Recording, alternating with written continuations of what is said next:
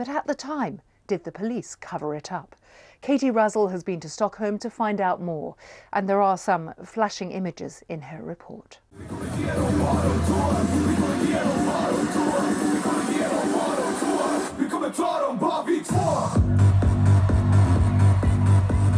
We Are Stockholm is a music festival for teenagers in the town centre, devised 16 years ago to keep kids out of trouble.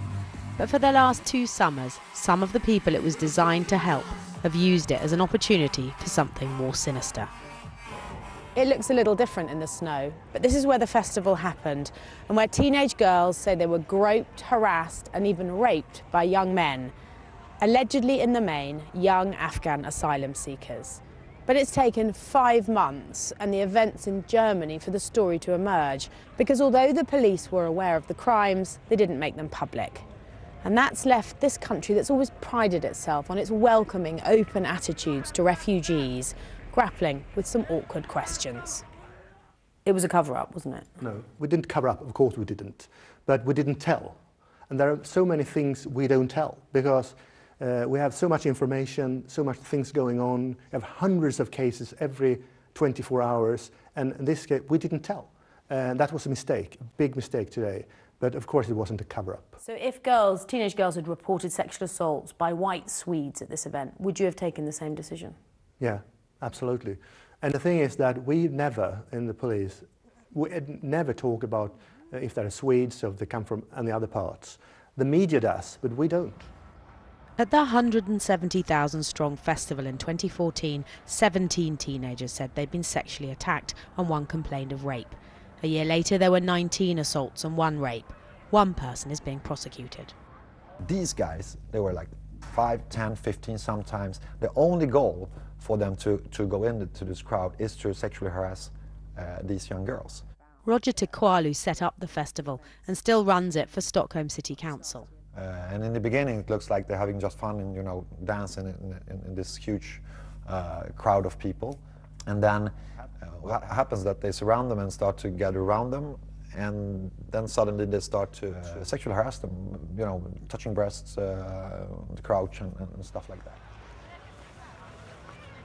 For some, Swedish culture is under threat. For others, the ethnic background of the assailants is irrelevant. What's clear is that Swedes don't know which way to turn, having taken in more refugees per head of population than any other European country. The man in charge of policing the festival said this week they'd worried about talking about the assailants' backgrounds for fear of playing into the hands of the Swedish Democrats. They're the anti-immigration party riding high in the polls right now. It's just wrong. They shouldn't in any way let political views affect their work, what they report or not. Young men in group treating this as some kind of fun way to spend an evening or to go to a party and just pick out women and harass them in group, rape them in group. That's definitely nothing that has been existing here before.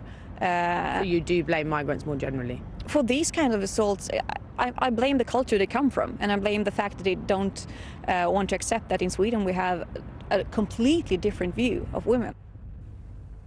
Sweden's policy towards migrants has seen an about turn. This refugee centre used to offer advice to up to 1,000 refugees a day. Since the government closed the border this month, it's down to 20. Right-wing groups blame cultural differences for the New Year attacks in Cologne and the assaults at Stockholm's festivals. But here they reject that kind of stereotyping. I might be naive, I don't know, but I still don't see it as anything to have to do with cultural differences or religions and so forth. It's individual acting upon themselves and misbehaving. And what should Sweden do about it? Take them to justice, just as anyone else. In Sweden, it's the police who are under flak. And in this unashamedly liberal nation, there's been some soul-searching about their approach. So if it isn't a cover-up, what might explain this not emerging for so long? Well, I think we all carry a bit of self-censorship, that we are afraid of discussing this question because you can appear like a racist. And this is a cultural thing for us. We don't go there. We don't go in that, what we say, dark places. And that's maybe a problem for Swedes. That report from Katie Razzle in Stockholm. Now, what happens if war or global warming threatens the